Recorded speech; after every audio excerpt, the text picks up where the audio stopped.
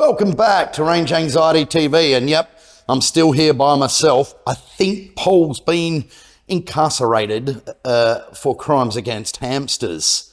No, seriously, he's away working at the moment. Little Oscar is safe. Those that were listeners to the podcast will know all about him.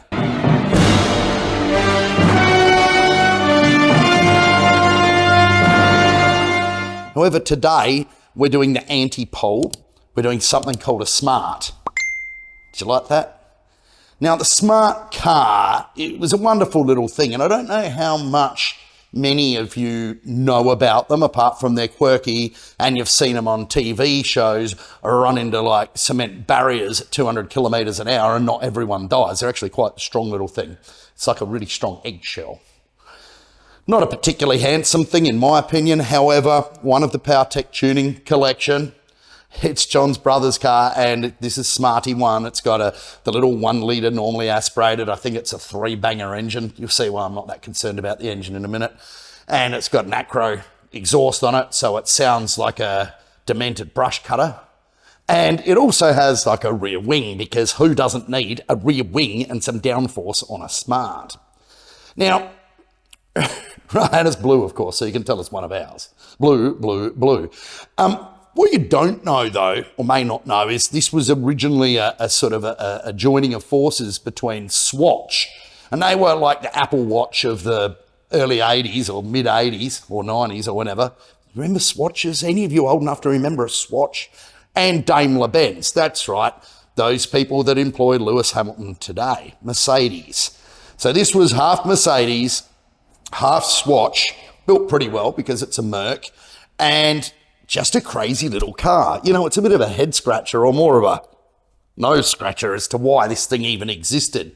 But there is a really interesting backstory behind it that I guarantee you none of you will know, and I haven't even told Justin, our famous video photographer or whatever the word is. I'll ask ChatGPT what to call him later. He'll probably come back with do not compute. Warning. You are correct. It does not compute.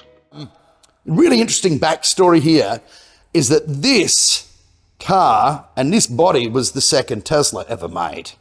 See, very few of you knew that. What happened is that back in 2008, the financial shit had hit the fan in the world, and we were starting off with what was called the GFC. Tesla were about 1 centimetre away from disappearing altogether up their own orifices and fully bankrupt. Musk was on his knees, penniless, had nothing left from PayPal, and decided to take a plane flight to Germany, go to Daimler-Benz's head office and say, hey, you've got an electric smart car you developed. They did. It had running gear in it from a pommy English company called Zytec, which is pretty much useless. They didn't really sell any of them. But Musk came along and said, we've developed this roadster based on the Lotus Elise. It's pretty kick-ass, does 0 to 100 in 3-point-something seconds. It was fast back then, the Roadster. What about we make you an electric smart that's cool and fast? And Daimler-Benz said, all right, we'll give you 50 million. 50 million back then. We'll give you 50 million, but you've got like 2 weeks. Just a concept. So that's it. Musk gets back on the plane. It might have been 2 weeks or a month. The details are sketchy. I've heard him talk on an interview about it, but he changes sometimes what he says as well. Jumps back on a plane, back to Silicon Valley. They had just a little, like a warehouse, not much bigger than this shop back then, Tesla. Said, right, let's go and get a smart and make it electric. Problem being was that smarts weren't sold in the US, and Daimler didn't give him a car.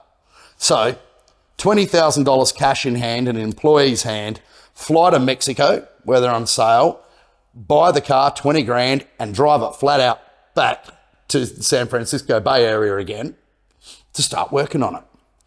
Now, Daimler didn't believe this was possible. However, they were interested in electrification. So when the 2 weeks or a month or whatever it was up, a group of execs jumped on the plane, the big kerosene budgie, flew over to San Francisco and said, how are you going with this concept?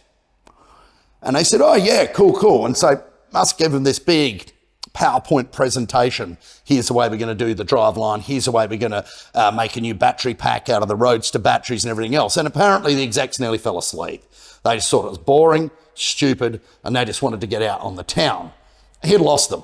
He'd lost them fully at this point. But then he said, and this is the power of Elon, come out into the car park and have a drive of one. And they would go, nah, no way. And there in the car park was one of these, just like this, fitted with the Roadster motor, power unit, a special battery pack, generating about 400 horsepower, they say. So yeah, pretty grunty. And if you planted the throttle, it would wheel stand. It was actually a super fast car, and the Daimler-Benz execs were absolutely blown away by this. Like, how can you do this in such a short period of time? Well, I imagine they got in there with air saws and made things work. Interior looked exactly the same as the interior in this one, and I'll get Justin to show you what it looks like. Nothing looked different about the car except it was super fast and electric, and made the existing Smart electric, the Zytec powered thing, look like junk. So a little love affair begun between Daimler-Benz and Tesla. And if you've been in an up to a 2020 model, Model S or Model X, you'll still see it has Mercedes stalks and Mercedes window switches and stuff in it. They had a little technology partnership going for a little bit. However, it didn't end well. And nobody, apart from Musks, Strobel, and the Daimler execs, fully understand why, but there were some reasons for this, I believe, that haven't been covered.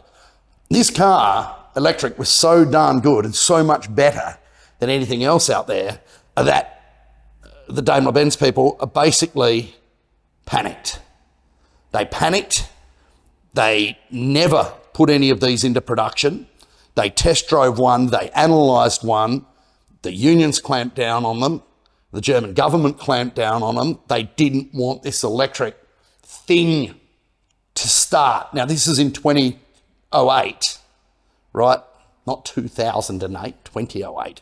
It's in 2008, 2009, and it was a real big time for the world. This is the same time that GM was killing off the EV1, which was a fantastic electric car. This is where oil companies, governments just clamped down and said, get rid of this electric rubbish now. Musk walked away with his 50 million and ultimately turned that into nearly $1 trillion. And companies like GM and Daimler-Benz are on their knees losing money faster than it can be printed. Had they taken the leap of faith back then, Tesla would have been swallowed up and gone, you know, with some great engineering ideas. Mercedes would be leading the electrification race. GM would be leading the electrification race. As it stands, they're on their knees because they sat there not knowing what they're doing for 10 years and gave another company a decade's head start. It will go down in history of one of the most stupid things that industry has ever done. And the automotive industry, of course, but so you know, I'm involved in the automotive industry, has to cap that off as being the most stupid of them all. So that's the interesting backstory of the Smart. Forget about Hayabusa conversions. People have done that with the big Suzuki 4-cylinder banger motor in them. Sound cool, you know, go cool. Not particularly easy thing to do though. You can buy kits that have about a quarter of the parts you need to do the conversion. It'd be just as easy to buy a wrecked Model 3, I believe, take the cells out of the battery pack, build a cell that's smaller, get it under the floor or in the front and put the rear drive unit in it. That would be with an aftermarket controller, which companies like Nginx now make in Canada for them. You could build yourself an original cool Smart for 2 that would blow the doors off most any Hayabusa conversion, you know, but of course, where's the soul? You know, the smelly, noisy, leaky bit of it. Cool, I'm sure we can engineer that in with a bit of a, you know, microphone or a speaker system or something. But that's the backstory of the Smart. It's an interesting story. I don't expect this video to go viral amongst car nuts, but for those of you with an eye on history and automotive history and, you know, that dates back to mass manufacturing in the Model T and Henry Ford and all that sort of stuff, you should really appreciate this because it's a little known story. And that's what we're here to do at Range Anxiety, tell some good stories. So I hope you like this one. Here we are in the interior of the Smart, like I was promising. And you can see there's, as a conversion base, I'm just looking at it, how you would do this. There's a lot of really weird stuff in here in terms of the packaging that would make the conversion not so easy. You've got to look at the car as now being 2 blocks. Get rid of all of this. The gearbox in these was never great. It was like a robotized manual, which made it a bit of a stuffy thing to use, like clunk, clunk, clunk, clunk, and that's flat out. Think Lamborghini Aventador, and you've got the same sort of gearbox in this, so maybe that's a reason, to lap one of these things up. So we'd throw all of that in the bin, straight up, bin. So we have a little bit more room here, and maybe just use this, the stick and the contacts as a drive select for the controller module to be forwards reverse. So that'd be cool. That'd be all right. Brakes in these things feel a bit funny anyway, so we might upgrade the brakes and the pads, but we would inbuild a lot of regeneration braking into the power unit itself. So even with standard size brakes, we could have almost double the braking power that a Smart normally has just via the regen. And you need to program that carefully, being such a light car, that when you stepped off the throttle, it just doesn't lock the rears and flick you into the wall. So it needs some sort of traction-based system on that, like most EVs have anyway.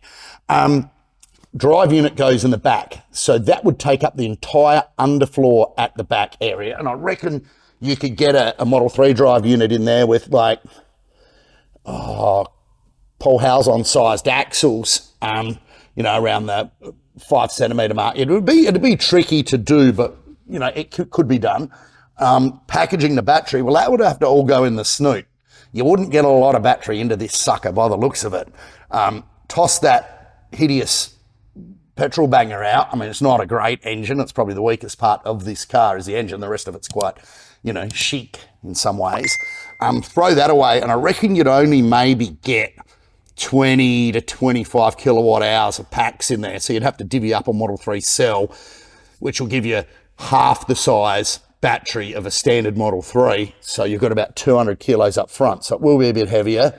The drive unit at the back will be about 70 or 80 kilos. So we've got like mid 300s of wiring and drive unit and battery. So it will be a bit heavier, but it will stand even with the weight of the battery in the front. And that's what you've got to have.